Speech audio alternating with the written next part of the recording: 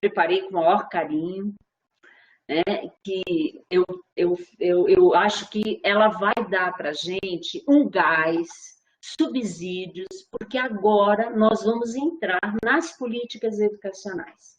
Então, o que a gente viu até agora? A gente viu um pouco do que são políticas públicas, né, que são ações que envolvem segurança, saúde, habitação, transporte. E como eu falei na aula passada, elas constituem a base para a nossa cidadania. As políticas públicas, elas são de fundamental importância, porque é com base nas políticas públicas que a gente, enquanto cidadão, consegue não só valer a Constituição Federal, como também, enquanto seres humanos, ter uma vida mais digna, mais cidadã, que é o que todo mundo quer. A gente viu que nesse contexto da construção das políticas públicas, e vocês identificaram isso já nas primeiras questões que eu coloquei, que elas envolvem vários agentes, né? Os agentes públicos, né? A sociedade civil, a sociedade política, e que no meio desses atores todos que compõem a criação, né, e a implementação das políticas públicas, tem uma coisa que, no meu entendimento, é de fundamental importância, que é as relações que se estabelecem ali, os conflitos, né? Poder que se estabelece entre os entes que visam a implementação de uma política pública. Nessa última atividade, eu pedi para vocês avançarem um pouco mais no olhar da especialista que eu escolhi, a Maria das Graças Rua, no sentido de você poder ver assim, diante disso tudo, como é que eu posso analisar uma política, né? Como é que eu posso lançar o meu olhar sobre uma política pública e nela identificar todas essas questões, né? Os conflitos presentes, as relações de poder, os interesses públicos, os interesses privados. Nós vimos que uma política pública ela pode ser de Estado e ela pode ser de governo, mas para além de ela ser de Estado e de governo, ela tem que ser estruturante e para que ela possa, de fato, ser eficaz, né? Então, vocês viram lá que para a gente analisar uma política pública, há alguns nortes. E o que é mais comum, principalmente na nossa área, na área de vocês, na área da educação, na área das humanas, nós que somos professores, que somos educadores, o mais comum é que a gente consiga perceber uma política de maneira mais, primeiro, crítica, segundo, de uma maneira mais sistêmica, tentando entender, bem, agora então vai se investir em cadeiras de roda, o governo vai mandar comprar, é um exemplo que eu estou dando, cadeiras de roda, porque tem muitas pessoas que precisam. Então, muito bem, então, como que essa cadeira de roda vai chegar até a pessoa que precisa? Que caminhos a política está pensando? O que é que se vai fazer? Quais são as condições efetivas para que isso se concretize? Então, para a gente perceber para quem, o que, como, a gente tem que ter em mente que o olhar mais abrangente, mais sistêmico sobre as políticas, ele é muito importante. Então, a minha aula de hoje é uma aula em que eu vou trazer o papel do Estado, da sociedade, e aqui eu estou tratando de democracia, como mais um elemento, para além daqueles elementos formais de olhar o histórico da política, a implementação dela, o planejamento dela, a avaliação dela. Para além disso, eu consegui perceber qual é o papel do Estado e de um Estado que se quer democrático na construção das políticas. Então, a minha aula de hoje é um pouco isso. E eu queria, então, começar já conversando com vocês. Tá legal? Quem tiver qualquer dúvida, pode passar aí no bate-papo, que daí eu acompanho, entendeu? E a gente vai se falando, tá bom? Então vamos lá. Então, essa é a nossa aula síncrona do dia 16 de outubro. Ontem foi o dia do professor, eu parabenizei vocês e me parabenizei, porque, para mim, eu adoro, né, ser professora. E, assim, eu sou uma professora que, que gosta de comemorar, entendeu? Eu comemorava, assim, como eu fui professora de educação básica por muitos anos, por 28 anos, eu me lembro das homenagens dos meus estudantes para mim, da minha comunidade. E eu também penso que isso se perdeu muito ao longo do tempo, né? Infelizmente, a carreira do professor se perdeu muita credibilidade, muitas vezes, né? Diante da sociedade. A gente tem que estar o tempo todo mostrando como a gente é importante, embora saibamos muito bem da importância, né? Mas eu penso que é uma coisa um pouquinho difícil, né? Também. A gente vai conversar hoje sobre o Estado e democracia como elementos de análise das políticas públicas.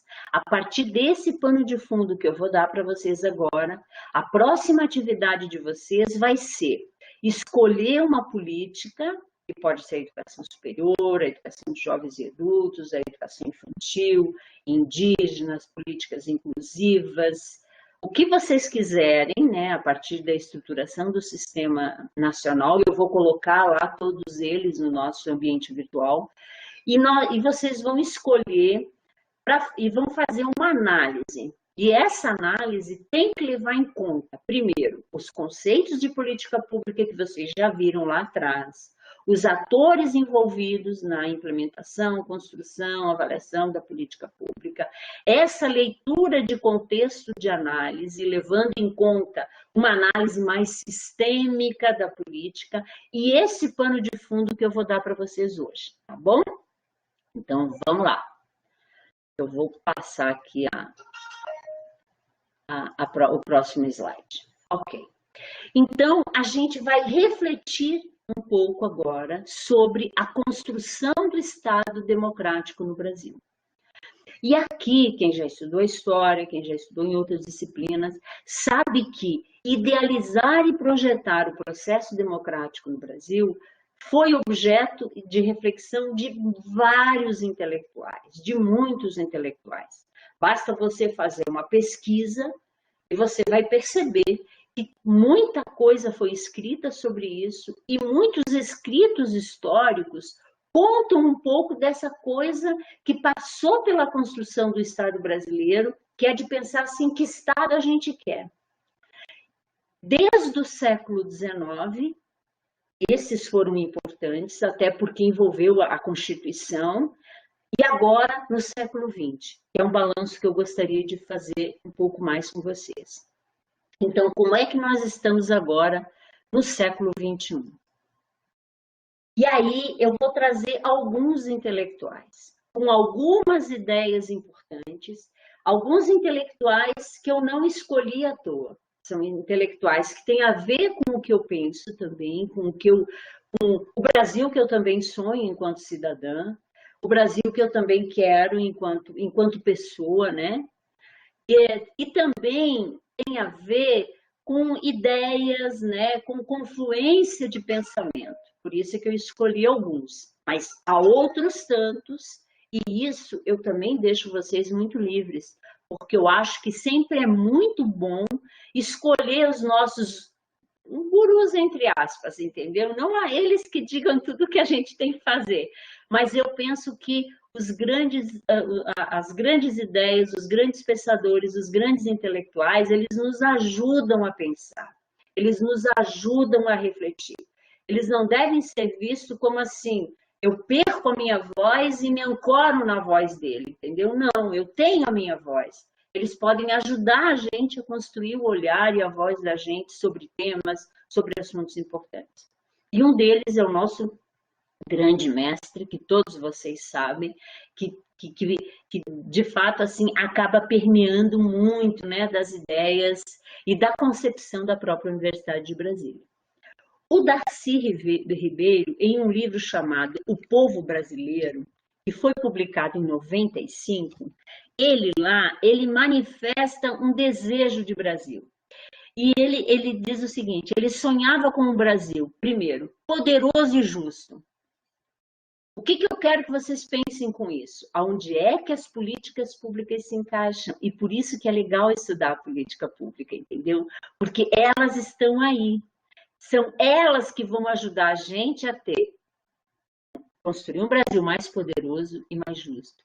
E ele dizia, nós temos um povo maravilhoso e uma classe dominante horrorosa. Precisamos dar lição a ela e mostrar que é possível construir esse país. Isso em 95, num livro importante do Darcy, um livro que é famoso, que é um clássico praticamente, em que ele destrincha muita coisa da construção da nossa identidade enquanto povo brasileiro. Nesse livro ele dizia também, na verdade das coisas, o que somos é uma nova Roma. Uma Roma tardia e tropical. O Brasil já é a maior das nações neolatinas pela magnitude populacional e começa a sê-lo também por sua criatividade artística e cultural. Precisa agora sê-lo no domínio da tecnologia, da futura civilização, para se fazer uma potência econômica e de progresso autossustentável.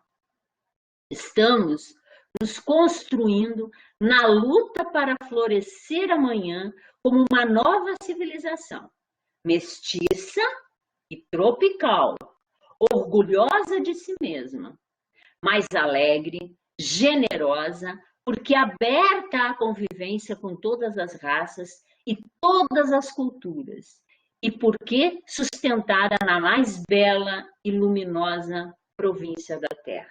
Então, assim, um olhar otimista, um olhar de valorização do povo brasileiro, um olhar de que toda essa miscigenação viria para contribuir na construção desse Brasil. Esse é um olhar dele. Aí a gente tem um outro olhar, já mais lá atrás, do Joaquim Nabuco, que foi um lutador, né, contra a escravidão. Vale muito a pena conhecer Joaquim Nabuco e suas ideias. Joaquim Nabuco, ele já faz uma crítica quando ele pensa na construção da democracia e do Estado brasileiro. Então, ele faz uma crítica à ficção engenhosa de nação, sempre projetada no amanhã. Percebem? O Darcy Ribeiro, totalmente, quase que uma utopia. Vamos atrás desse Brasil. O Joaquim Nabuco já diz, isso pode ser uma utopia. E ela está muito projetada no amanhã.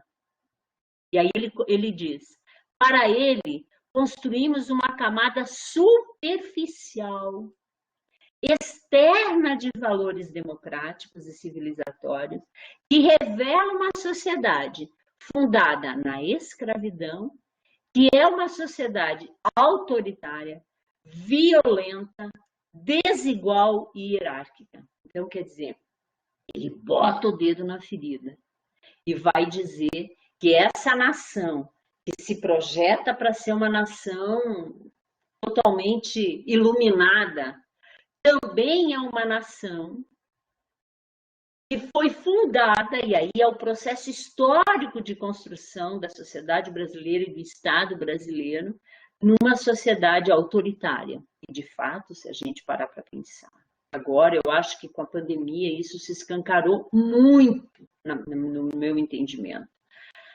Violenta, nós temos muita violência, essa coisa de que assim, eu cada vez me espanto mais com a intolerância brasileira, né?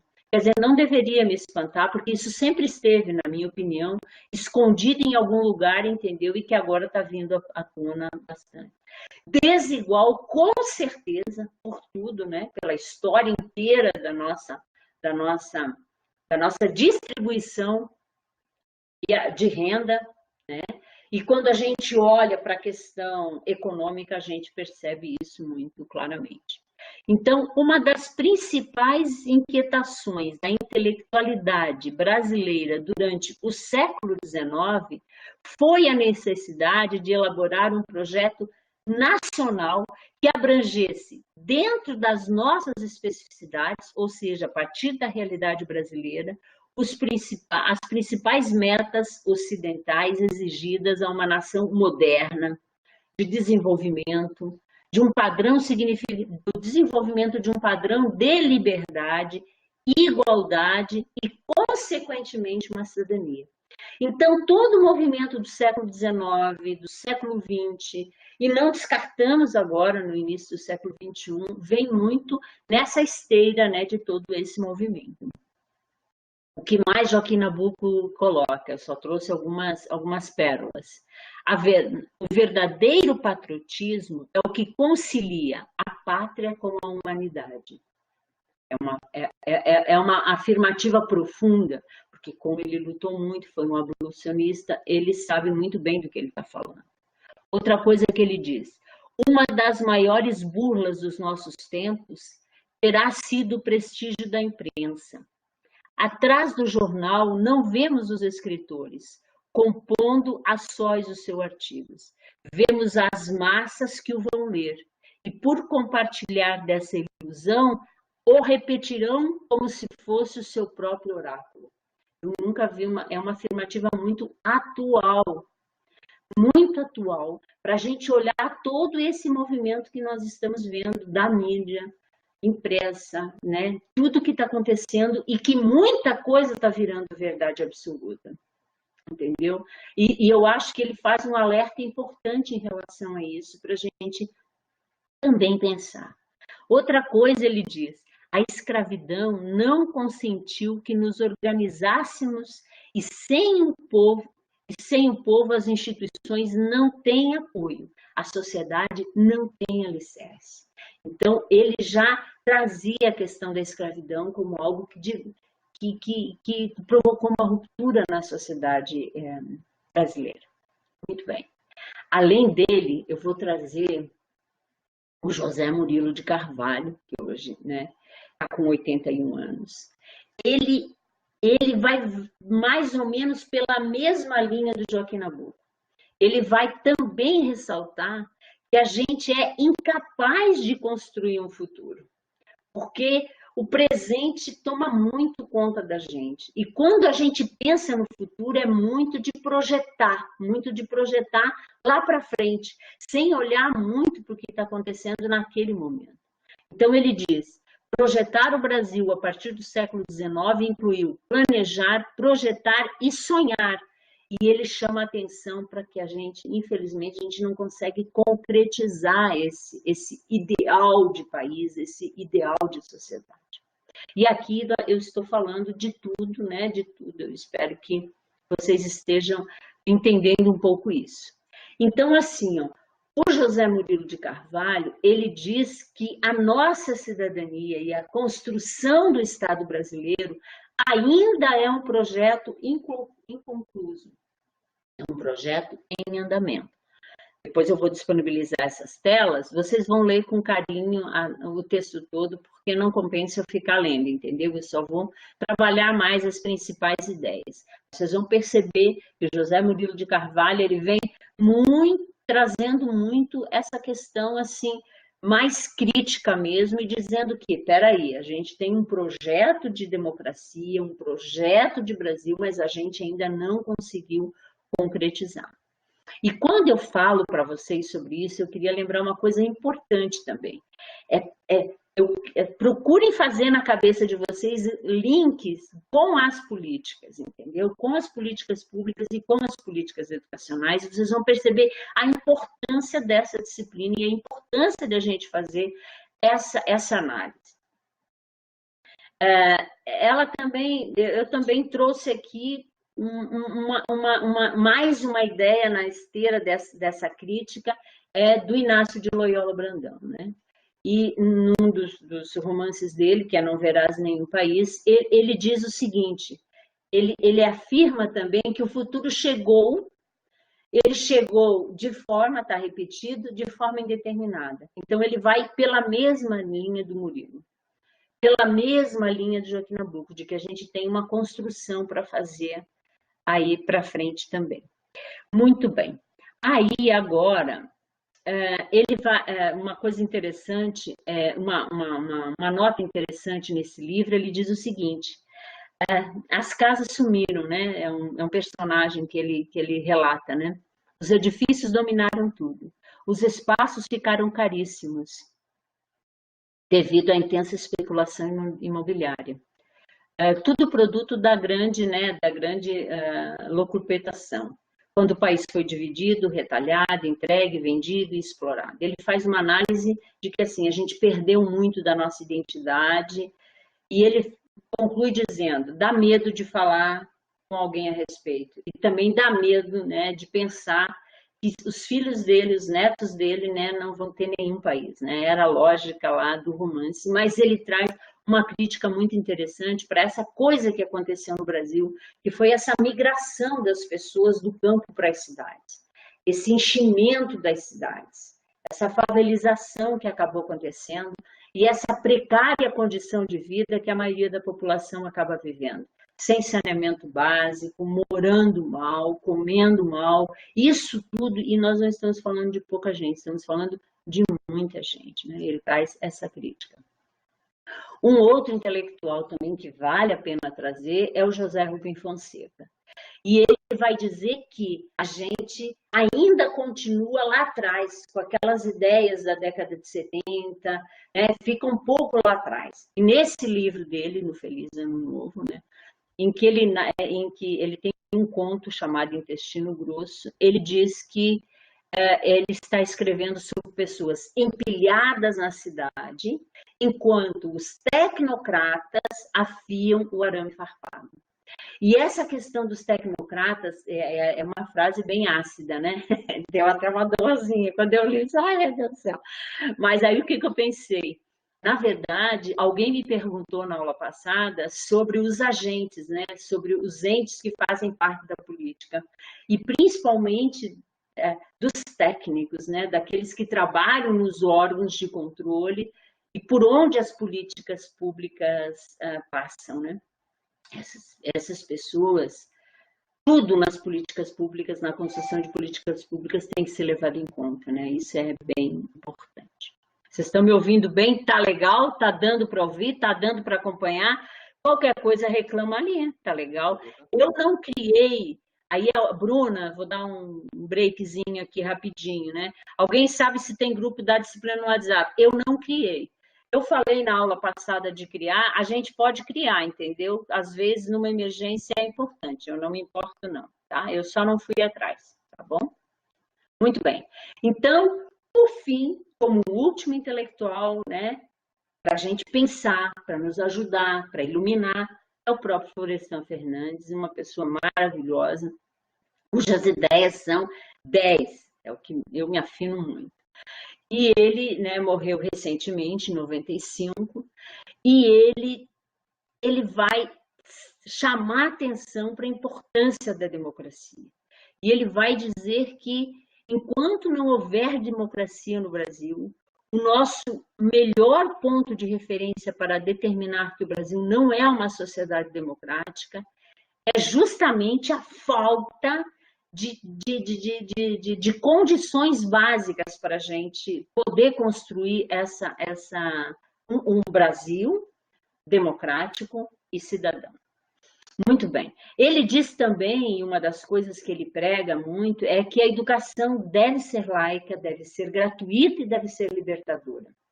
E é uma ideia poderosa, é importante a gente olhar as políticas e ver até que ponto uma política de educação superior tem esse objetivo de ser laica, de ser gratuita e de ser libertadora. Ele também questionava muito a questão do autoritarismo do professor na sala de aula, um professor que só reproduz conhecimento e que não consegue construir conhecimentos junto com os estudantes. Ele também fala que A educação é tão importante que um povo educado não aceitaria as condições de miséria e desemprego como a que temos no país. Um povo educado não aceitaria, seria inconcebível. Não, nós não estaríamos olhando para tanta coisa que está acontecendo com tanta normalidade, né? Com tanta normalidade, eu acho que isso é importante. Outra coisa que ele diz que é bacana da gente pensar é que contra as ideias da força, a força das ideias é mais importante.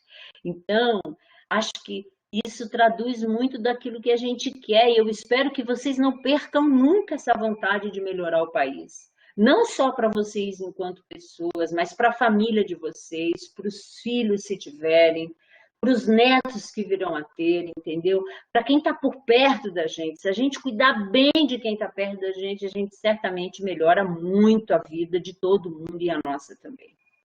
Então, ele diz que isso tudo pesa bastante e é um intelectual para a gente pensar. Muito bem. Por que eu trouxe ele, né? Trouxe ele e trouxe todos esses outros intelectuais para a gente pensar. Porque eles podem nos ajudar, iluminar, a pensar. Quando eu olhar para uma política de educação infantil, quando eu olhar para o Fundeb, por exemplo, e com tudo que aconteceu recentemente com a questão do Fundeb, que a gente quase perdeu o Fundeb, que ele ficou ali no limiar e que tinha muita gente querendo acabar com o Fundeb, porque tem muita gente que diz que o dinheiro, que o único argumento que tem é de que a educação não gasta dinheiro direito. Não, e por isso não precisa de recurso. Mas isso é para quem não conhece a história da educação. Porque quem conhece a história da educação sabe que é de uma educação no Brasil, nas condições do Brasil, e por isso eu trouxe os históricos aí, para a gente olhar que nós temos uma especificidade que precisa, de fato, do financiamento público. E agora o Fundeb, se vocês acompanharem as notícias, ele está sofrendo um novo ataque, porque as escolas, né, as confessionais, estão querendo dividir esse bolo também. Então, é algo, assim, tem que se pensar sobre isso. Para a gente poder falar, não basta entrar no discurso político, entendeu? Não é aqui falar de política partidária, e nós já falamos sobre isso. Nós estamos falando sobre política. Política como uma condição de você discutir as condições reais de vida da educação, da população, entendeu? Independentemente de partido. Então, é uma coisa para a gente pensar muito. Então, esse histórico todo, né, essa coisa desse país que ainda está inconcluso, né, o Brasil é um país jovem, todas as dificuldades que nós tivemos, a própria construção cultural, a identidade do povo brasileiro, contribuiu para que a gente estivesse aqui, agora e nessa situação. E nós sempre vivemos crises. As crises não são novas. Essas crises que a gente está enfrentando, de emprego, na educação, na saúde, sempre existiram. Sempre existiram. Nós nunca tivemos uma convivência, em poucos momentos da história do Brasil, nós tivemos evoluções em relação às questões sociais, às lutas sociais, que atingissem toda a população brasileira. Sempre foi em crise, né? Sempre foi com muita dificuldade que esses movimentos conseguiram avançar. Então, as crises nos ensinam também muita coisa. E a gente, quando vive isso, basta a gente olhar para a vida da gente. Às vezes, assim, a gente precisa passar por uma crise, entendeu? Para poder reagir e mudar de vida, muitas vezes, tomar uma outra atitude, porque senão a gente fica naquele marasmo e a gente não consegue reagir. Então, nós sempre convivemos com crises na sociedade brasileira, desde o início da construção do Estado brasileiro. Mesmo a partir da Constituição de 88, mais ainda, porque como ela dá poder à população, ela mostra que a educação é direito e é dever do Estado, ela cria um pressuposto que nos coloca em crise, sim, e que coloca as instituições em crise também. Por exemplo, teve uma época em que eu precisei, meus netos moram comigo, eventualmente, ficam comigo bastante tempo, e eu me lembro de ir atrás de creche, e não consegui creche. E aí eu pensava, droga, isso é um direito meu, por que que eu não consigo creche? E, e as creches privadas caríssimas, entendeu? Ah, mas aí é pouca creche, muita gente, mas por que que não tem esse arranjo para atender a população, entendeu? Há muito tempo a gente vem observando o movimento de que, assim, hoje a maioria das mulheres brasileiras trabalham fora porque sustentam e são arrimos de família. Isso mudou uma relação. A mulher precisa da creche, precisa ter onde deixar seu filho. E às vezes, na maioria das vezes, ela ganha tão pouco, ela não consegue pagar uma creche. O que faz com isso? Como é que lida com isso? Eu me lembro de viver essa angústia muito grande e de entrar numa crise danada, entendeu? E de pensar, para que política pública bota no lixo isso? Para quê? Né? Porque eu não via isso na prática. E a Stephanie está dizendo aqui, na verdade, é ainda pior. A creche não é um direito do pai, perfeito. É o direito da criança, perfeito, é isso mesmo. Então, assim, como é que a gente convive com essas coisas, entendeu? Isso é bem difícil. Então, nós temos crises e crises. A crise da saúde, a crise do meio ambiente, a crise da política, a crise da educação e a própria crise da democracia. Então, assim, cara, tá um caos o negócio, mas não vamos perder a esperança. Mas tudo isso é histórico, né? Tudo isso vem de um movimento que vocês estão vendo aí. Não é só agora, não é desse governo, é uma construção que vem acontecendo, principalmente a partir do século XIX, né? Olha, a Paula está dizendo, agora mesmo durante a pandemia, crianças em São Paulo foram matriculadas em creches que não estão prontas e que não têm previsão de abertura. Por aí você vê, Paulinha, como essa questão da política pública, ela é uma linha muito tênue, entendeu? Entre o que é direito e o que é dever. E como o discurso é apropriado por pessoas que não têm a menor noção do que estão dizendo. Perceberam? Vocês já se deram conta? Nós estamos agora vivendo né, as eleições. Prestem atenção nos discursos políticos. Eu tenho vontade de chorar, entendeu? É de chorar, de ver, por exemplo, não, vamos construir, não vai faltar nenhuma creche para ninguém. Eu ouvi esse discurso. Não vai faltar. Agora, como, cara? Qual é a mágica? Da onde que vai sair? Eu quero. É isso que nós precisamos saber, entendeu? Então, a Covid, na verdade, ela expõe a extensão e a profundidade de todas as nossas crises que vêm sendo sobrepostas ao longo dos anos.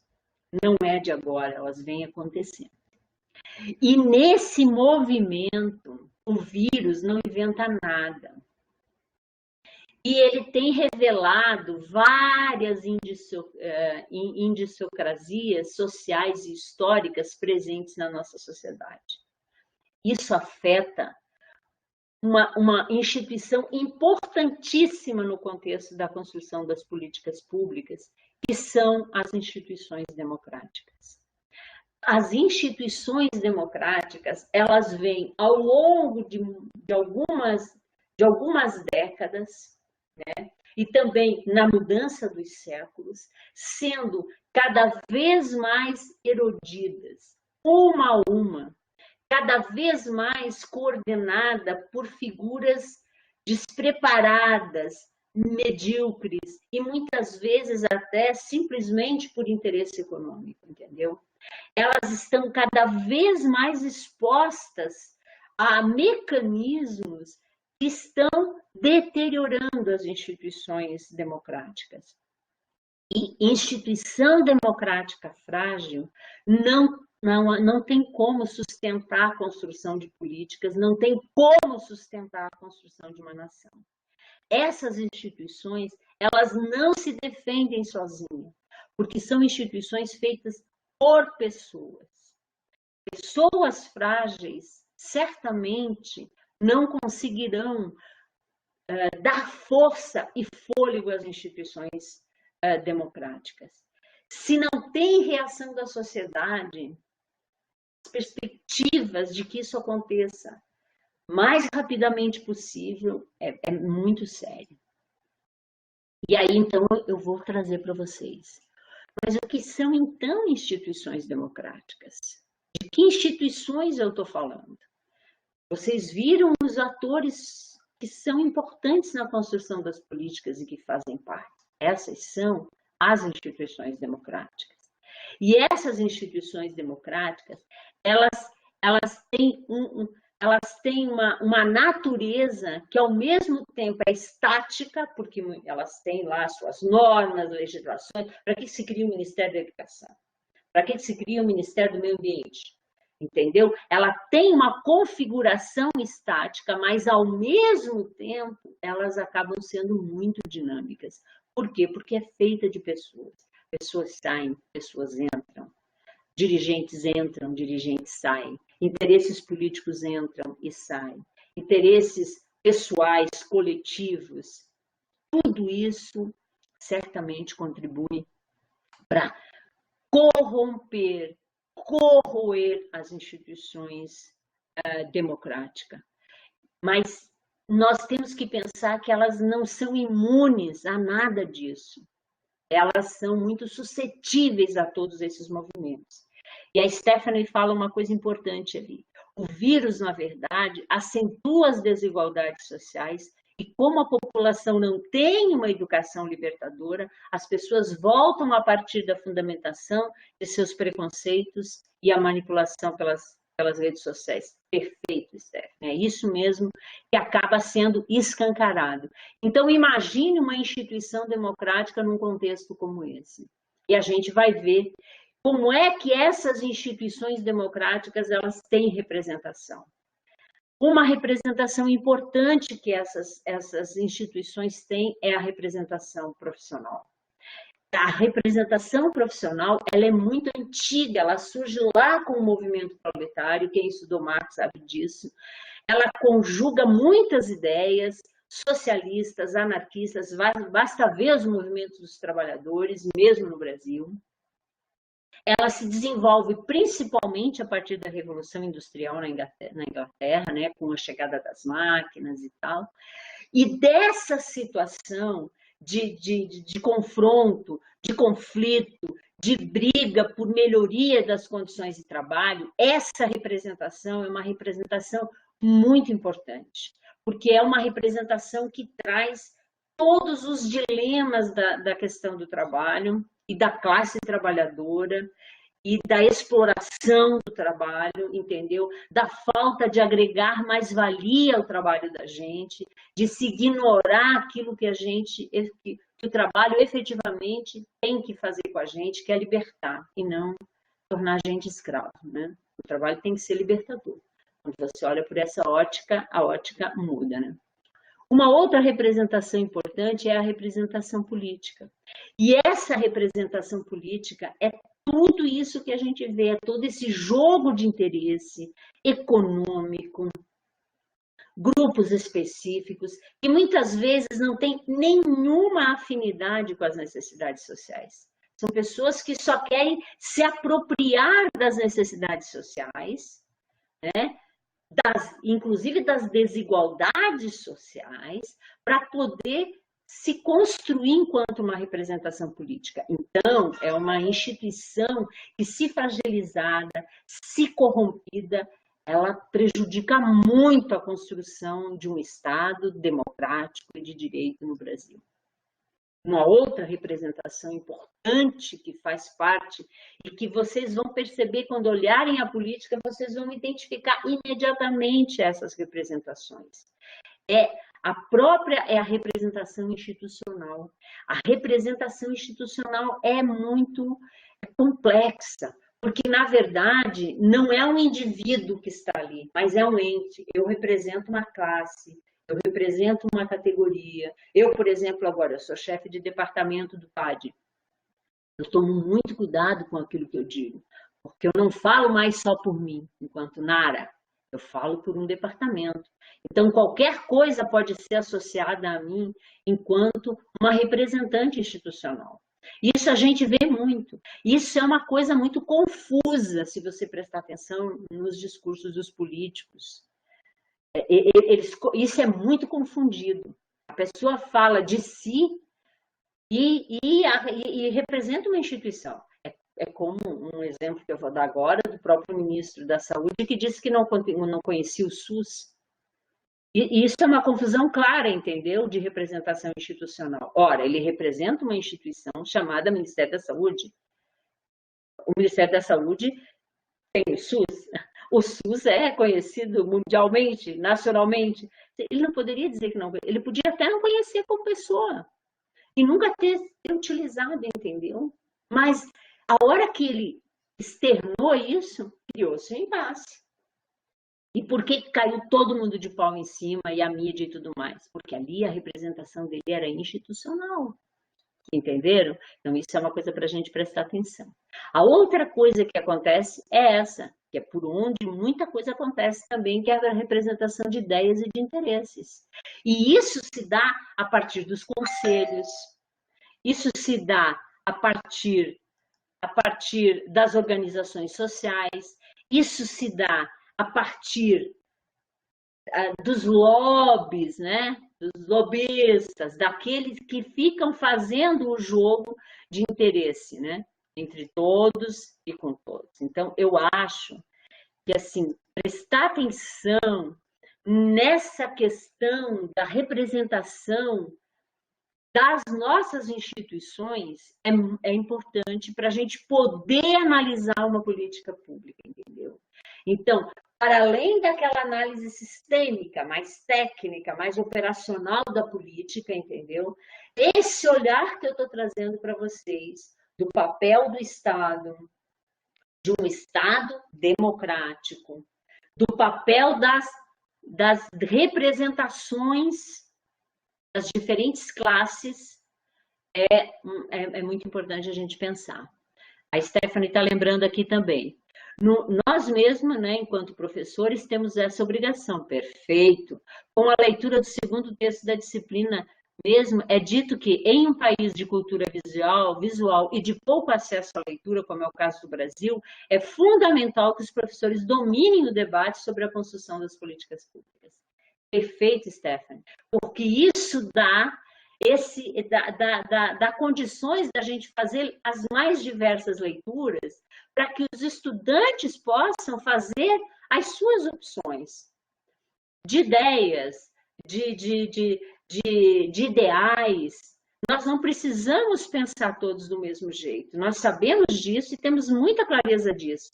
Agora, cabe ao professor trazer toda essa diversidade de coisas e ao estudante fazer essa leitura mais crítica e dizer, olha, eu concordo com isso, mas eu concordo por quê? Eu discordo por quê?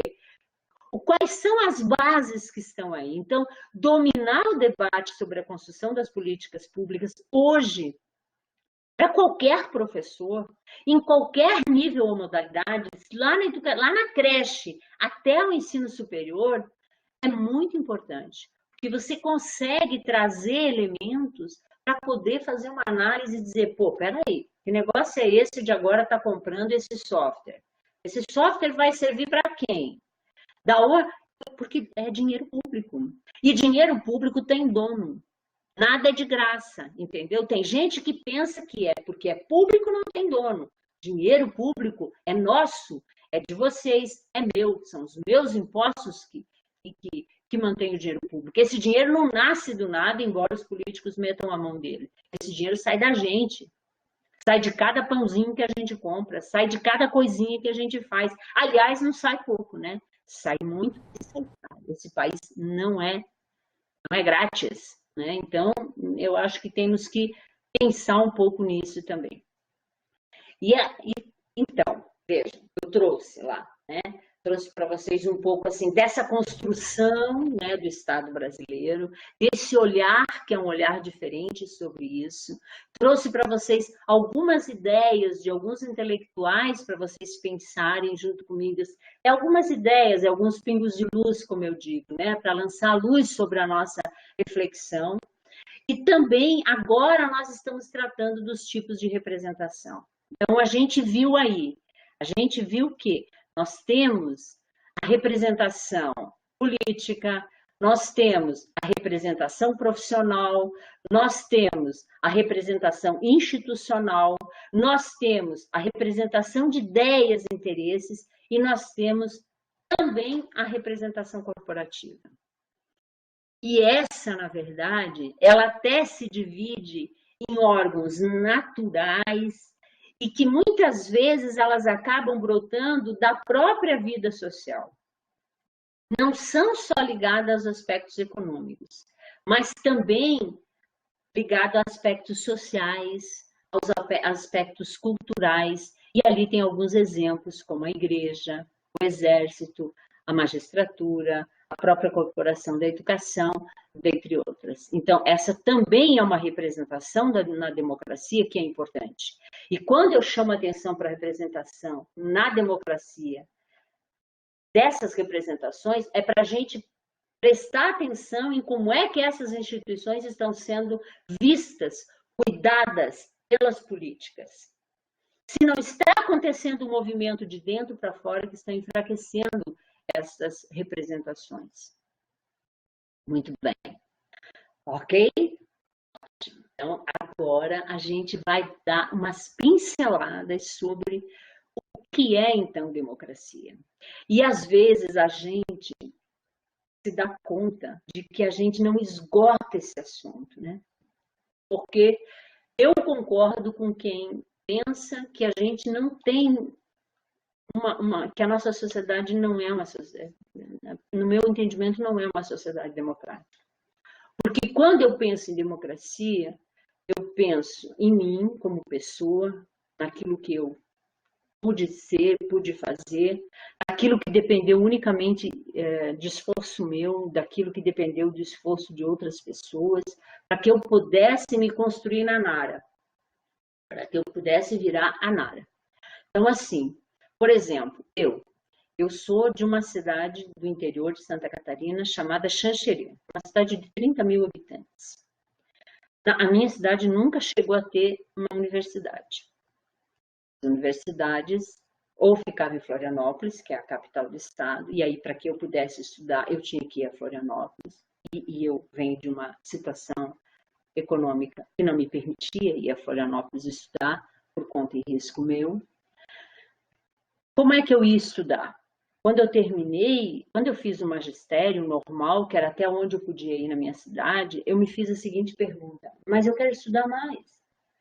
Aí meu pai não tinha condições, minha mãe também não. Não havia também na minha família aquela coisa de incentivar a estudar, entendeu?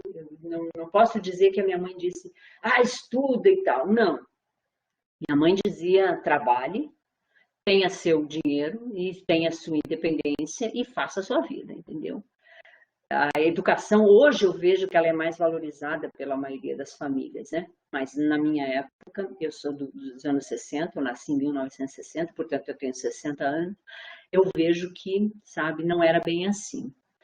Então, eu fico me perguntando até que ponto eu tive acesso, entendeu? Eu batalhei muito, né? Eu tive que fazer muitas coisas para poder continuar os meus estudos, para poder trabalhar, e isso tudo foi muito mais por obrigação de sobrevivência do que necessariamente pelo meu sonho, entendeu? Por aquilo que eu queria efetivamente ser. Então, eu acho que hoje a gente está condicionado muito a isso. E se a gente está nessa condição, primeiro já é uma condição desigual. E se é uma condição desigual, no meu entendimento, democracia aí é questionável. Então, que instituições políticas exigem a democracia em grande escala? Justamente essa democracia, entendeu? Uma democracia que exige eleição, funcionários eleitos, eleições livres, justas, frequentes, liberdade de expressão, fontes de informação diversificada para você poder construir a sua própria opinião, autonomia para associações, cidadania inclusiva. Eu, quando olho para isso, eu penso, eu acho que eu não vivo numa democracia plena, entendeu? Ainda não. Outra coisa importante sobre a democracia. O modelo democrático de um país é representado também pelo seu desenho institucional. E por isso que a gente tem que olhar como que o Brasil se articula. Essa coisa dos entes federados, do que cabe ao Estado, do que cabe ao município, do que cabe à federação, entendeu? Como é que, por exemplo, quem cuida da educação básica é o Estado, quem cuida da educação infantil é o município. Esse arranjo, esse desenho institucional tem a ver também com o modelo de democracia. Até que ponto isso é descentralizado, bem descentralizado, acompanhado, com poder para que o Estado se fortaleça, para que o município se fortaleça, para que a nação, enquanto nação, se fortaleça. Então, mas também tem que levar em conta que esse modelo, mesmo assim, né, da forma como está distribuído no Brasil, ele não é estático, ele muda muito. E as crises estão aí para nos dizer que realmente tem mudança a toda hora. São muitos fatores que envolvem nisso. Então, nas democracias em desenvolvimento, diz a Isabel Bezerra, ela vai dizer a fragilidade das instituições coloca em risco a consolidação do processo democrático. Então, se aquelas representações nossas que estão ali, aquelas representações estão frágeis, quem vai representar? Quem vai dar voz à nossa voz? Em que instância nós vamos encontrar a nossa voz, né? A Solange está dizendo, reforço muito a importância da representação profissional. Perfeito. Professores do Rio Grande do Sul, por exemplo, vão para uma aposentadoria com um pouco mais de R$ 1.500. Então, Solange, que triste. Você trabalha uma vida... Eu estou quase me aposentando. Se eu me aposentar agora, vocês nem vão acreditar em quanto vai ser o meu salário. Primeiro porque, assim, eu gosto de estar na universidade, eu gosto de ensinar, eu tenho minhas prioridades na universidade, mas na universidade você só consegue ganhar um pouco mais se você, digamos assim, foca na tua carreira acadêmica.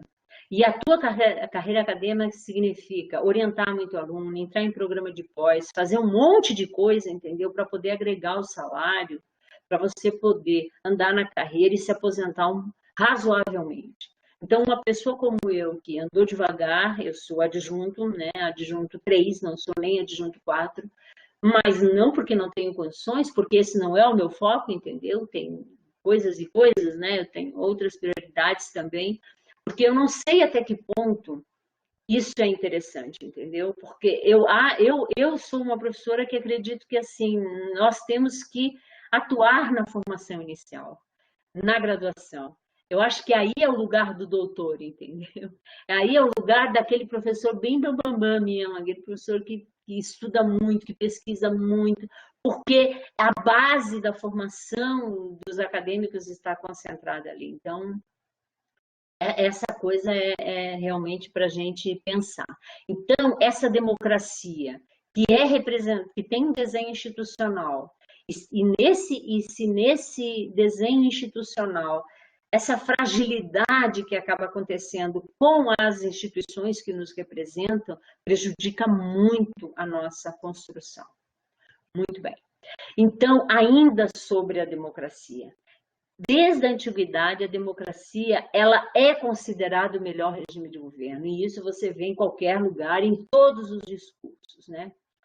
Não poderia deixar de ser, na medida em que um regime intitulado Governo do Povo carrega consigo, mais do que qualquer outro, as ideias de justiça, liberdade e igualdade. Então, por isso é que é importante, entendeu? Por isso é que é importante a gente pensar no Brasil enquanto um Estado, de fato, democrático.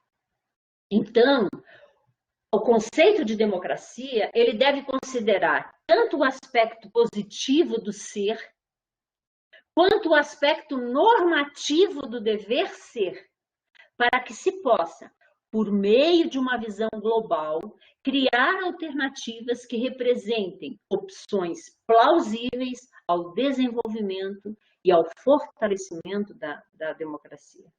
Aqui, eu coloco em vermelho, se estabelece o papel das políticas públicas. É isso que eu quero que vocês percebam. Se vocês optaram, por exemplo, para fazer uma análise das políticas de educação superior dos anos 90, digamos assim, agora, né, nos últimos anos, tem que levar em conta que isso tudo é para construir um Estado democrático. O que é que, de fato, essas políticas vão contribuir para que a gente tenha um Estado democrático e para que o cidadão possa ser beneficiado. Entenderam? É por isso que eu estou chamando a atenção para o nosso olhar. Outra coisa importante que eu acho que vale a pena pensar vai ser num Brasil, né, que precisa ter um equilíbrio entre poderes, né? E vocês sabem disso também quanto eu, né? E tem que ser constantemente reavaliado, né? Para que possa estabelecer um diálogo importante. Eu acho que a tolerância, e aí eu concordo com a Isabel, para a resolução dos conflitos, ela é muito importante. Porque a tolerância faz com que a gente olhe para o lado e diga assim, tá, tudo bem, né? Então, vamos repensar esse assunto aqui, porque tem isso, mais isso e mais isso. Eu tenho muito medo da intolerância. Não sei vocês, mas eu tenho percebido muita intolerância por parte de muita gente. Eu acho que nos últimos, desde as eleições, de maneira geral, entre famílias, eu nunca vi tanta guerra e tanta intolerância com o diferente. Por isso que a tolerância é tão importante, porque o diferente, o contrário, ele tem que ser ouvido. Ouvindo o contrário, a gente consegue tolerar e buscar resolver conflitos. E vocês vão ver que para as políticas públicas isso é fundamental. Não tem como pensar sem uma fórmula de resolução de conflito. Ok. Muito bem. Então, no caso do Estado brasileiro, mesmo que a Constituição brasileira seja inspirada na americana, e ela é muito baseada no controle judicial, e vocês percebem isso, tudo é judicialização e tal, é necessário analisar as características do nosso Estado. Por isso que eu estou trazendo para vocês as crises, a própria pandemia. Tem que olhar tudo isso, porque somente o histórico de cada país. E por isso que a nossa realidade não pode ser, ela pode ser comparada para estudo, entendeu? Mas aquilo que funciona num país, na Argentina, que seja, não funciona no Brasil.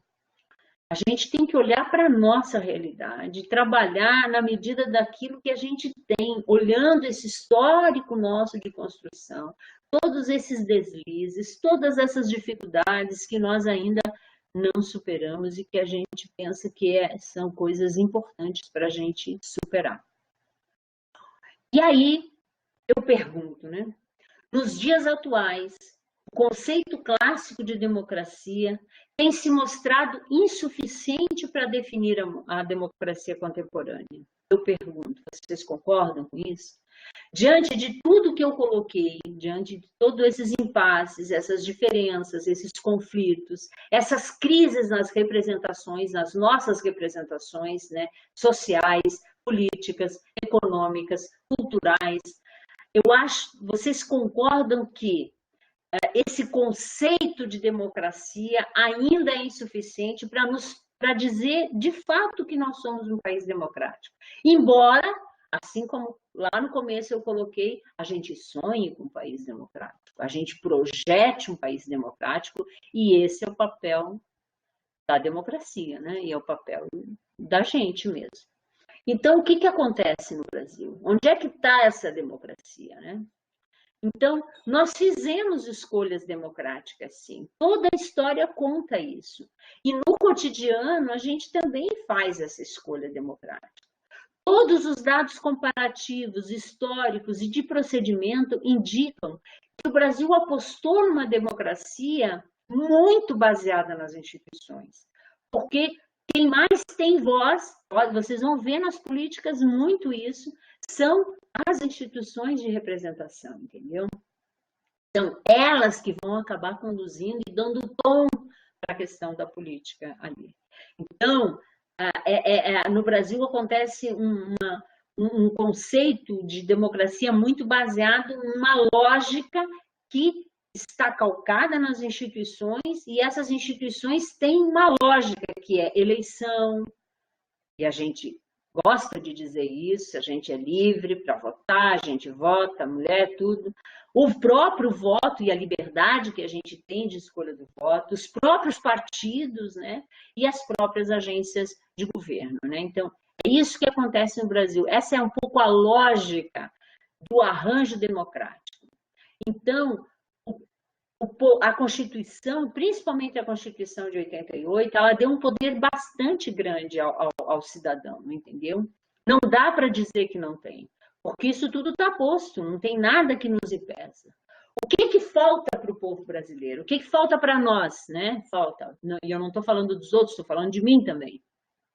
Falta, na verdade, uma cultura cidadã, entenderam?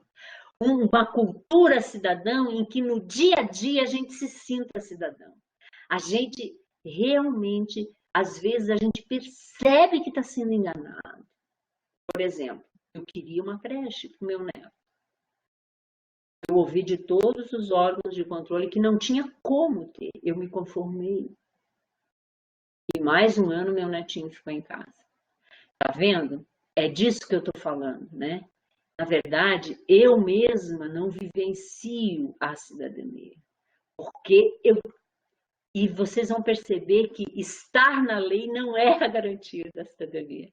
Porque está na lei. Eu poderia quebrar aquilo tudo. Eu tive momentos de verdadeira ira, eu fiquei irada. Porque eu não conseguia entender que não podia, entendeu? Mas não podia, não tinha como, não tinha mecanismo, não existia creche física, não tinha lugar, entendeu? Tudo era contra, é isso. Então, na verdade, nós temos poder, está lá na Constituição, está na lei, educação é direito e dever do Estado, mas nós não temos uma cultura cidadã vivenciada no nosso dia a dia. E são pequenas coisinhas que a gente vai sendo enganado, entendeu? E que a gente acaba tolerando. E a gente tolera para não se incomodar. E a gente tolera também porque a gente pensa assim, não vale a pena, entendeu? Vou entrar nessa briga para quê? Não vai dar em nada mesmo. Vocês percebem que tudo isso vai fazendo com que a gente perca o ideal de democracia. E aí, nesse ponto, somos todos culpados. Também, porque nós aqui, que estamos na universidade, estamos tendo acesso a conteúdos como esse que eu estou passando, temos a opção. Por que não mudamos? O que acontece com a nossa cabeça? O que é que acontece? Então, a gente precisa atravessar esse presente agora, no cotidiano da sociedade, e passar a tentar viver de fato democracia. Mas não na intolerância, não arregaçando as mãos, porque tem gente que faz isso, né? De não ver de vez em quando, que a gente chama de desajustado, o cara sai matando, não tá nem aí, entendeu? Tem muita gente que não se ajusta, que não se encaixa, que não se enquadra, e que às vezes, assim, para a gente parece uma loucura, mas eu tendo cada vez mais a pensar assim, o que leva uma pessoa a chegar a esse ponto? É justamente isso, entendeu? Essa coisa de assim, chega um ponto que tu se vê sufocada e você tem que realmente extravasar e botar para fora. Então, o que está acontecendo hoje é presente e é isso que nós precisamos juntos enfrentar. Vai depender do quê? Vai depender de nós todos. E vai depender das pessoas coletivamente. Coletivamente, não basta sozinhos. Então, assim, discutir, colocar, buscar autores, procurar ler, procurar se informar, procurar ter clareza sobre os grandes gargalos que a sociedade atravessa hoje, vai nos ajudar. E fazer isso coletivamente é melhor ainda. E também não esquecer que quando a gente fala de democracia, a gente fala de poder. E isso nas políticas públicas, cara, eu fico revoltada. Eu me revolto. Eu estudei muito e eu já disse a vocês que eu já participei no Ministério da Educação, na própria CAPES, de implementação de ações de educação, né? Então, por exemplo, já vi o Reúne de dentro para fora, o próprio Sistema Universidade Aberta do Brasil, entendeu? O uso das tecnologias com grandes programas, né? Como o Salto para o Futuro, a TV Escola. Eu estive lá dentro. É revoltante você perceber o quanto a questão do poder pesa.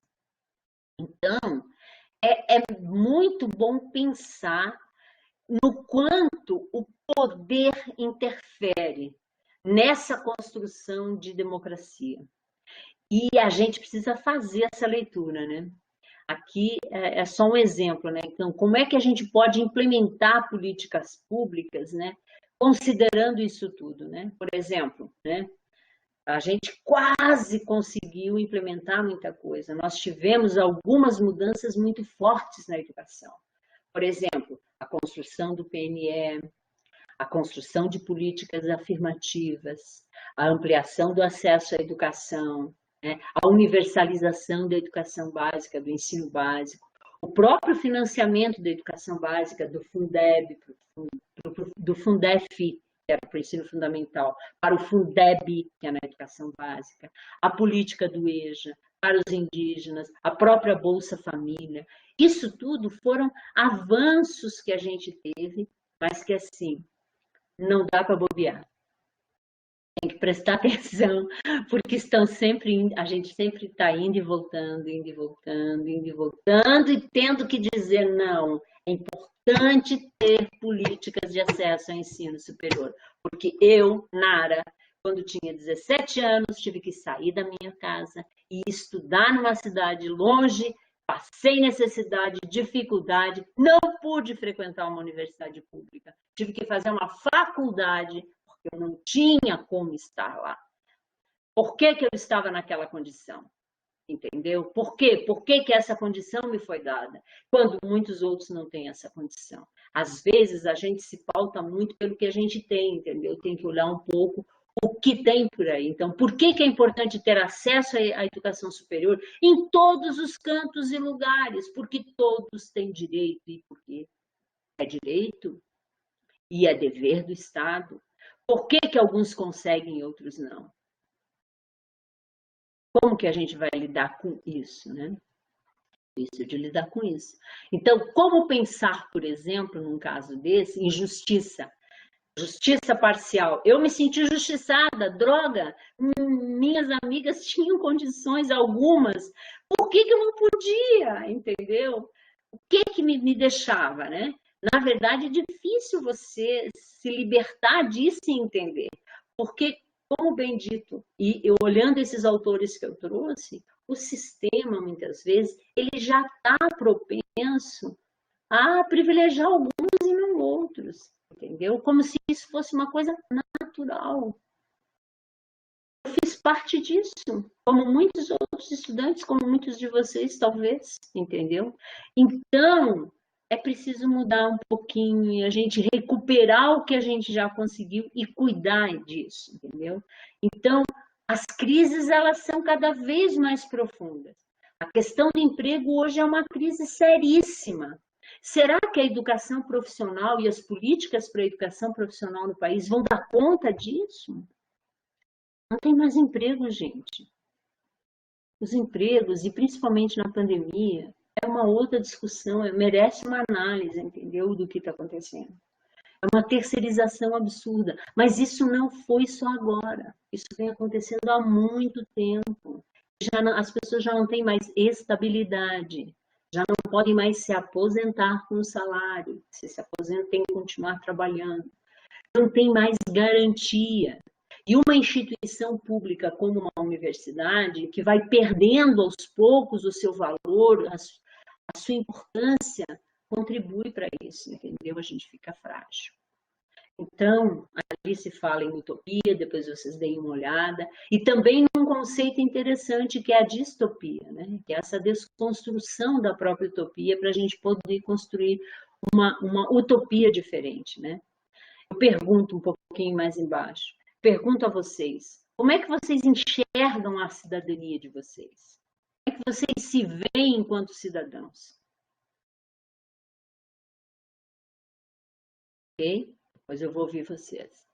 Então, é preciso falar de poder, é preciso falar que alguns têm mais e outros têm menos, é preciso falar de todas as desigualdades, inclusive as desigualdades políticas. É preciso também olhar as políticas públicas para a gente poder reinserir a democracia no contexto de poder. Não tem como negar que tem um jogo de poder. Vocês vão perceber isso muito claramente quando forem analisar as políticas. Mas como é que a gente pode superar isso, ampliar o nosso olhar e pensar numa ruptura desse ciclo, né? Então, vamos olhar isso para tentar compreender essas relações de poder, né? Outra coisa importante é também desconstruir um pouco de que tudo gira em torno do dinheiro. Na verdade, tudo gira em torno do poder. O dinheiro é poder. Essa é a relação. É bom pensar um pouco nisso, entendeu? Então, há liberdade de direito, mas não de fato. Como é que você vê a tua cidadania, né? Estou querendo provocar vocês um pouquinho. Aí vem uma noção de papel do Estado, nada diferente do que eu falei até agora, né? O que enfraquece, o que conta, depois vocês deem uma olhada nesse texto. Para finalizar, eu trago um pouco de como é que Tocqueville via a questão do poder, né? E ele vai dizer que os homens são passíveis de serem corrompidos. E por isso que os agentes que coordenam, que comandam as políticas públicas são tão importantes no contexto da construção das políticas públicas, percebem? Porque eles são passíveis de serem corrompidos. Por isso é que não se deve, dizia Tocqueville, não se deve dar o poder absoluto a ninguém. E a gente tem uma máxima que a gente fala entre nós, né? Dá poder pro fulano e você vai ver quem ele é, né? Sai matando, né? Sai se empoderando. Agora eu sou o poder, vai ter que pedir para mim. Isso acontece até em sala de aula, vocês pensam que a gente não percebe? Percebe. Nos grupos, nos trabalhos que vocês fazem, muitas vezes, a gente percebe nitidamente uma relação que rola, entendeu?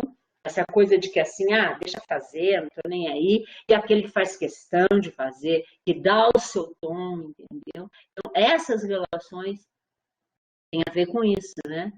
E por isso que não se deve dar poder absoluto a ninguém. Por isso que a gente deve dizer, não, peraí, eu também quero participar. Você pensa assim, pois é, mas eu penso assado, e daí que a gente faz? Né? A gente vai ter que entrar aí num acordo. Então, essa pluralidade de centros de decisões, né, de órgãos políticos e administrativos, equilibrando-se, que podem ajudar a gente a superar um pouco, a contornar essa questão do poder, que não é uma coisa fácil, não. Então, que país nós queremos e que políticas nós vamos pensar?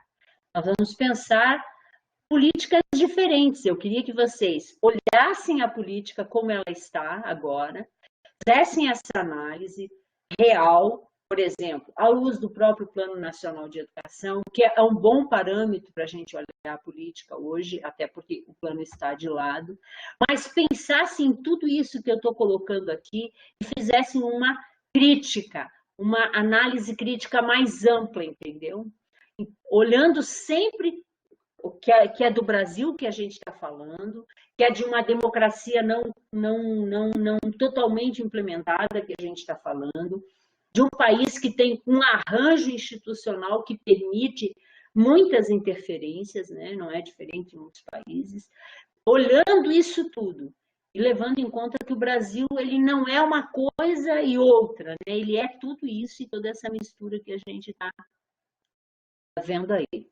Então, tem que pensar em políticas de fato mais amplas, que garantam financiamento da educação, que garantam saúde, que garantam habitação. Políticas, como eu disse na aula passada, que tem a ver com a gente, que melhora a vida da gente. Então, vale também um alerta, e aquilo que vocês colocaram, e aquilo que o Nabucco lembrou lá atrás, né? Dizia o seguinte: a gente tem que prestar um pouco de atenção nas narrativas atuais sobre as políticas, entendeu? Prestem atenção. Todo dia, se você ligar a televisão para ver um jornal, alguma coisa, você faz um link imediato com uma política pública. É impressionante. É impressionante. Porque é em torno a vida hoje em sociedade, a questão da própria cidadania gira em torno da construção dessas políticas. Por isso que política pública é tão importante e política pública educacional é fundamental. Então, vamos prestar atenção nessas narrativas que estão aí, né? Hoje, na verdade, isso é um alerta importante também, né? Na verdade, o que está sendo medido hoje pela mídia é o comportamento das pessoas, né? Nós estamos sendo atingidos justamente no nosso comportamento. Você faz uma coisa escondidinho lá, tipo assim, vou pesquisar uma passagem, dali a pouco você é completamente invadido de anúncios de passagem. Isso é uma exposição absurda que o indivíduo se coloca. Se você não tiver crítica e análise para fazer, você cai no conto do vigário, como muita gente cai, né? Nesse conto da sereia, e muitas vezes, né? E assim, esse comportamento está sendo cada vez mais medido para render. É financeiro o negócio. A guerra é financeira. Quanto mais gente, mais dinheiro se está ganhando aí. A gente tem que prestar muita atenção. Então, a mídia, essa ideia de que tá tudo na mídia, agora tudo é democrático, ponto lá, alto lá. Eu acho que vale pensar se é assim mesmo. Então, vamos todos juntos perseguir a nossa utopia, né? E inverter isso tudo cuidando de quem? Cuidando do próximo, cuidando do nosso irmão, de quem está do nosso lado, da nossa irmã. E vendo cada pessoa da nossa família, dos nossos amigos, de quem está perto, de quem está longe, como um cidadão que tem direito. Se eu tenho direito a ter um bom transporte, a me vestir, não é só porque eu trabalho, porque eu sou explorada pelo trabalho, entendeu? É porque todos merecem. E é sob esse ponto de vista que eu penso que vocês podem fazer uma excelente análise das políticas. Se despir dos preconceitos e pensar o que é que efetivamente na educação pode melhorar a partir da construção de políticas públicas bem consolidadas. Beleza? Eu quero dar uma dica. Essa minha fala toda, muito melhor, muito bem fundamentada, aconteceu. Tem uma ótima referência, não sei se vocês chegaram a assistir, o webinário de encerramento da Semana Universitária. Esse webinário foi muito bom. Se vocês não viram, eu recomendo que assistam, né? Eu não recomendo qualquer coisa que esteja na mídia, mas esse vale. Chama O Estado Democrático na Construção de um País Mais Justo e Igualitário. Foram 3 especialistas, a Heloísa, a Sabrina Fernandes e o Eduardo Moreira, que fizeram umas falas bem interessantes que podem ajudar também a gente a entender. Foi muito nessa linha que eu estruturei um pouco a fala de vocês. Beleza? Antes de eu passar as orientações para a atividade, eu queria, pode ser só pelo áudio, basta só ligar o microfone, ouvir um pouco de vocês assim, muito rapidamente, deixa eu ver que horas são. São 15 horas e 41, tá legalzinho, tá bom, não tem problema, a gente já vai terminar, não se preocupem. Mas eu queria ouvir vocês um pouquinho assim, quando eu perguntei, como é que vocês se sentem enquanto cidadãos? Vocês acham que de fato vocês conseguem viver a democracia? Estou perguntando. Quem fala aí? Solange, começa. Já que você está aí bem bonitinha, liga e fala aí. Ó, a Mariana está dizendo que se sente muito limitada. O que você acha, Solange? A gente, diversos papéis, assim, eu me sinto medíocre, hipócrita, uma pessoa que até sabe, talvez, como e o que tem que fazer, mas devido à situação não faz. Aquela situação da creche que a senhora falou dos seus netos, e a gente se adequa à situação ditada, né? Eu também passei pela situação de conseguir uma vaga. Poxa, fui para fila 13h30 da manhã e já tinha uma fila, né? 13h30 da manhã para conseguir uma. E a gente, ao mesmo tempo que aceita isso, se sente. Não faz nada, assim. Então, como eu digo, a gente é hipócrita, a gente é um misto de sentimentos, assim, né? É impossibilitado mesmo, porque não tem a representação, porque sozinho a gente quase que não é ninguém, não é? Isso mesmo. Bem colocado. A representação é fundamental. A Mariana está dizendo lá, não há forma efetiva e valorizada de participação da comunidade nas decisões políticas. É isso mesmo. E as formas atuais, elas são falsas. Elas não são efetivas. É isso. É essa falsa impressão de que se tem e que se cria e que as narrativas e que a mídia passa. Não, porque todo mundo foi ouvido. Houve uma audiência pública. Houve uma audiência pública? Como assim houve uma audiência pública? Uma audiência pública na internet para votar muitas coisas como o Ministério da Educação costuma fazer. É corriqueiro isso. Quem tem acesso efetivamente? Quem tem acesso? Então, concordo, Mariana, é isso mesmo, né?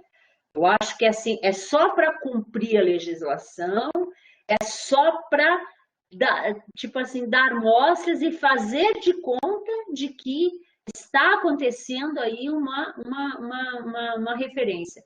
Por isso que quando aparecem certos movimentos, por exemplo, quando aconteceu para a gente acabar com a PEC dos gastos, que a gente não conseguiu, né?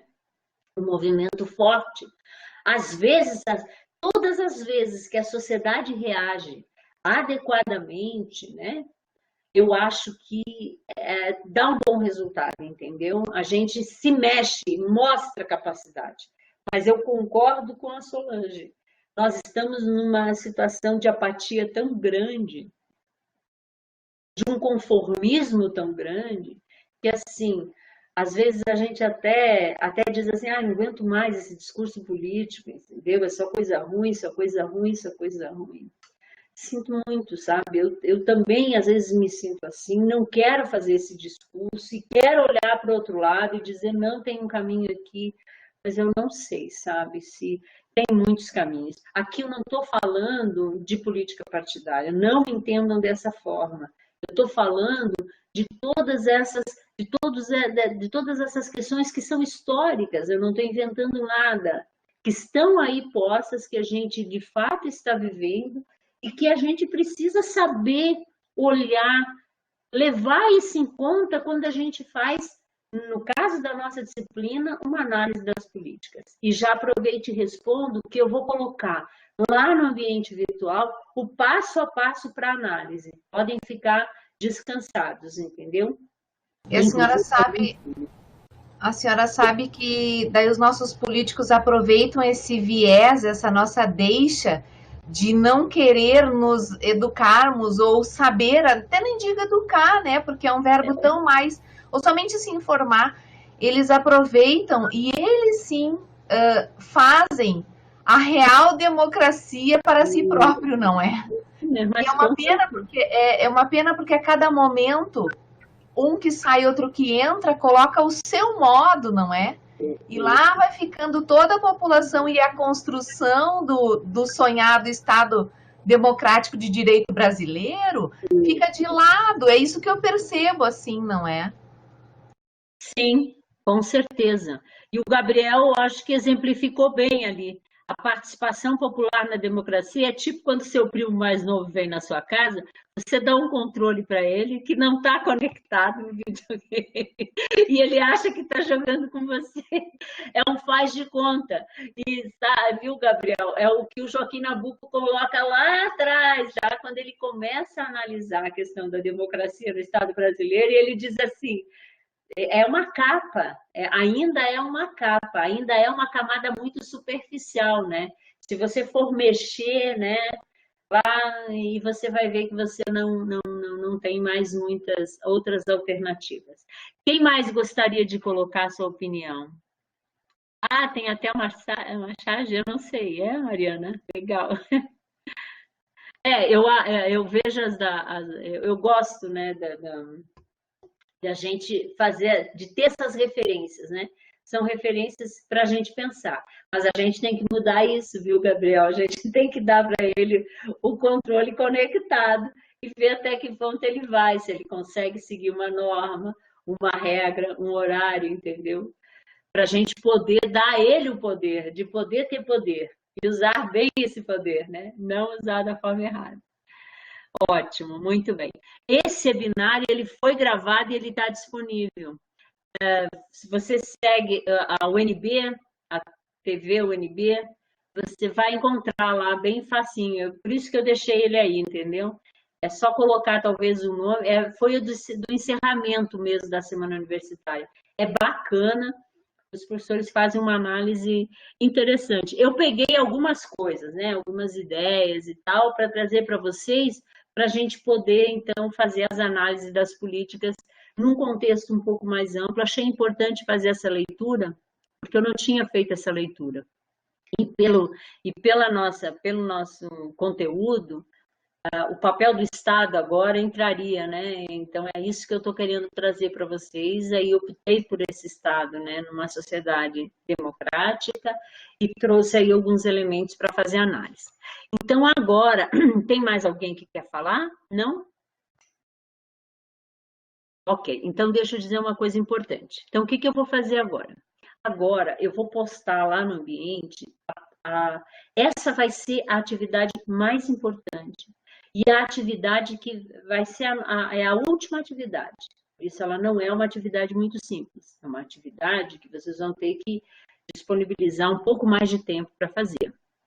Então, primeiro, o meu conselho é que quem não leu todo o texto da Maria das Graças Rua, leia.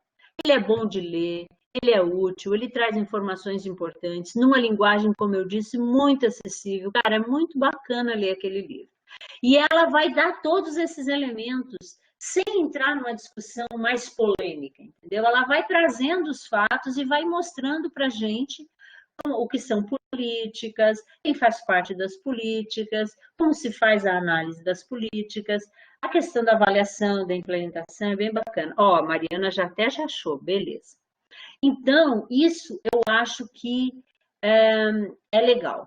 Agora, nós vamos começar a olhar o outro livro que está na biblioteca de vocês, que é o de políticas educacionais. Então, vai ser aquele livro, o que é que ele tem? Ele vai trazer um texto sobre cada uma das políticas, sobre a educação superior, sobre a educação infantil. Aí eu vou deixar vocês, eu vou colocar lá todas elas, vou deixar livre para vocês se inscreverem. Só que eu gostaria, sinceramente, que a gente conseguisse abranger todas as políticas, entendeu? Que a gente não deixasse nenhuma de fora. Eu poderia dizer para vocês, eu quero todas. Não, eu quero uma bem feita, entendeu? Então tá, eu escolhi, professor, eu quero analisar a educação infantil no Brasil. Ok, beleza. Então você vai ter um texto referência que está lá nesse livro e vai te dar algumas bases. Lá tem uma bibliografia que você pode ampliar o teu olhar, entendeu? E aí você vai seguir um passo a passo do tipo, contar um pouco do histórico, de quando começou a criação dessa política, entendeu? O histórico dela, quem fez parte, como foi, desde quando, aonde é que ela está. Ela se situa no Ministério da Educação. Quem olha, quem cuida, quem é responsável. E depois de você situar a política pública, aí você vai recorrer ao que está acontecendo hoje. E aí, o que eu gostaria? Eu gostaria que vocês fizessem uma análise de contexto mesmo. Aí, assim, como é que está a questão da educação infantil hoje no Brasil? Quantas crianças têm acesso à creche? Quantas crianças não têm acesso? Mas não é só isso que eu quero que venha para análise. Eu quero que venha uma análise qualitativa da política. Porque também não basta cuidar das criancinhas, que é um conceito muito errado na educação infantil, que vem desde os anos 70, em que, assim, criança pequena, não só pela família, não só a família olhava assim, a escola também olhava, não precisa ser educada, basta ser cuidada. Então, ela ia para aquelas casas de cuidadora, onde se trocava fralda, se dava de comer, se levava no parque para brincar.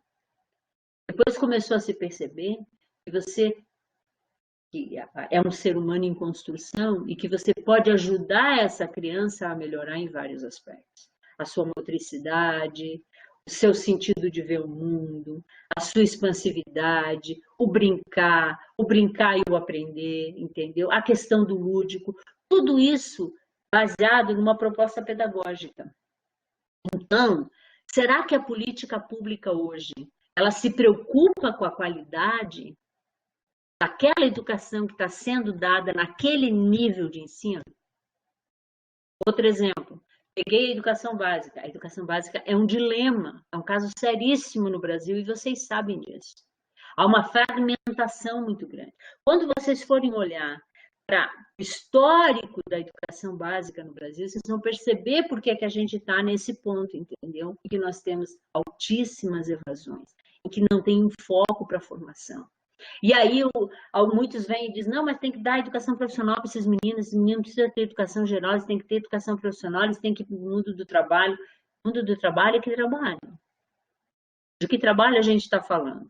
Então, eu espero tudo isso de vocês. Eu espero que vocês façam uma análise qualitativa, contextual, conjuntural, típica desse tempo.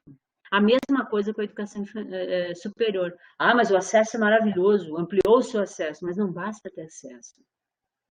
Qual é a educação que está sendo dada? Hoje nós temos a criação de novas universidades sem infraestrutura nenhuma, com cortes terríveis de orçamento. Como é que essa universidade vai dar conta da sua proposta pedagógica? Outra coisa, hoje a gente tem novíssimas universidades, que é uma categoria que não tinha, entendeu? Essas universidades foram criadas em muitos contextos para atender interesses políticos.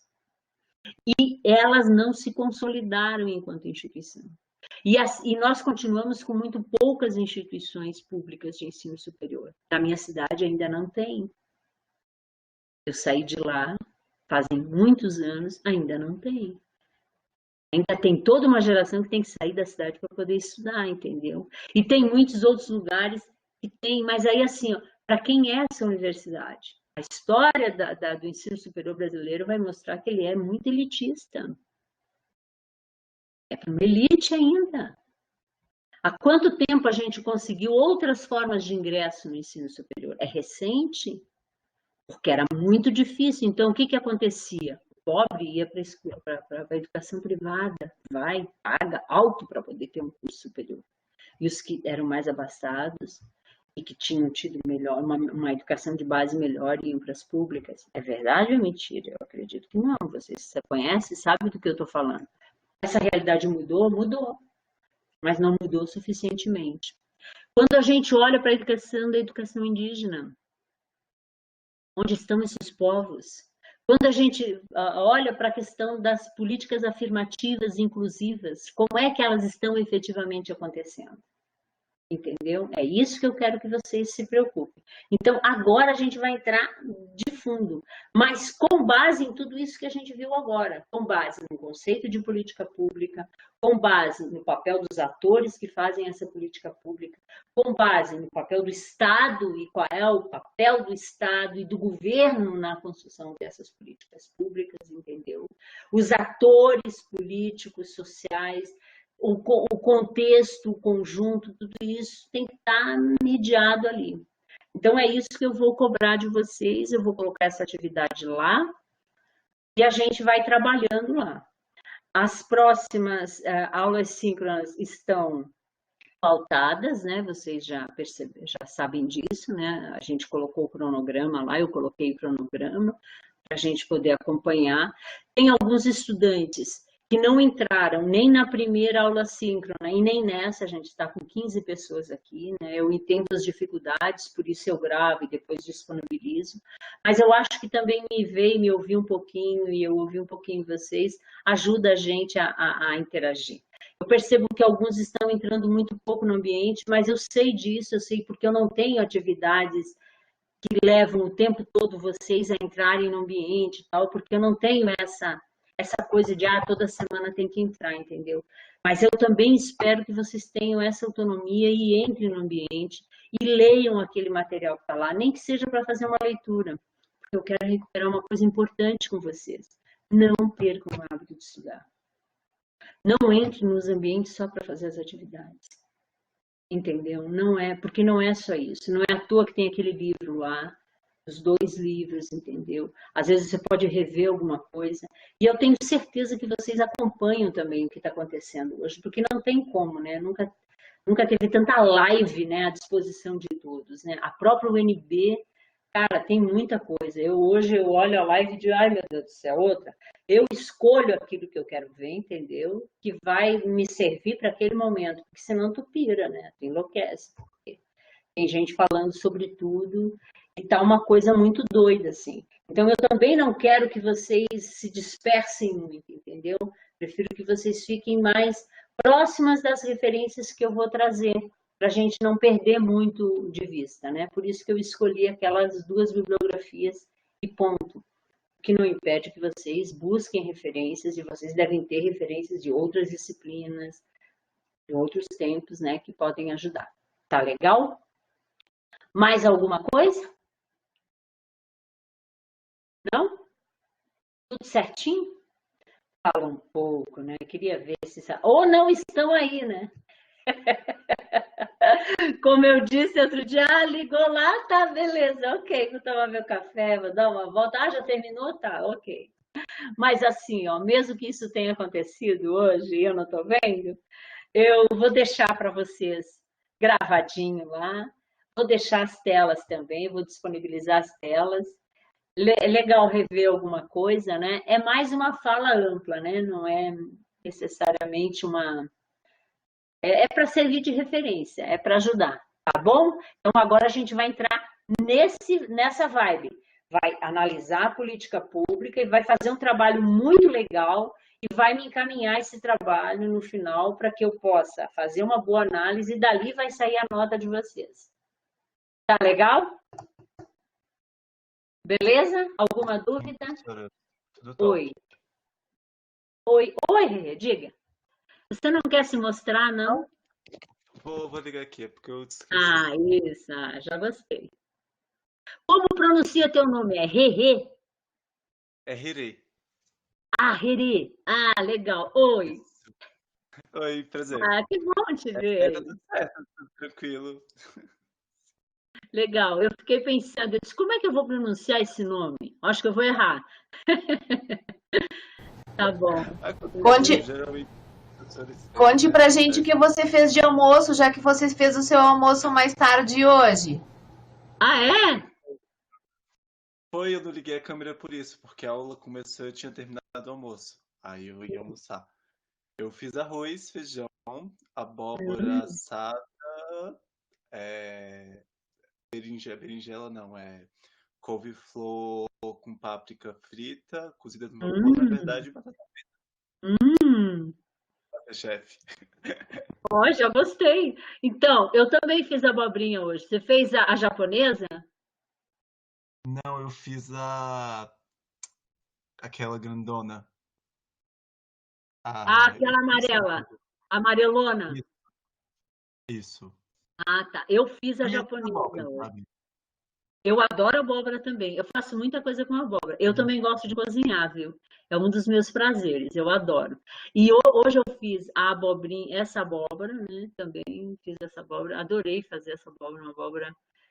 Ficou gostosinha, assim, na manteiga, né? Com pimenta do reino, um salzinho, ela ficou ótima. E ela cozinha praticamente sozinha, entendeu? Bem pouquinho manteiga, porque ela é muito macia, muito gostosa. E eu fiz um canelone hoje de ricota, e ficou 10. Amassei a Ó, ricota, temperei, ficou bacana. E fiz um molho branco, eu mesma fiz um molho branco, cobi com molho branco. Coloquei uns tomatinhos cereja, uma salsinha. Ó, meu marido olhou e disse, de restaurante o negócio. Bem gostosinho, bem bom. Então tá.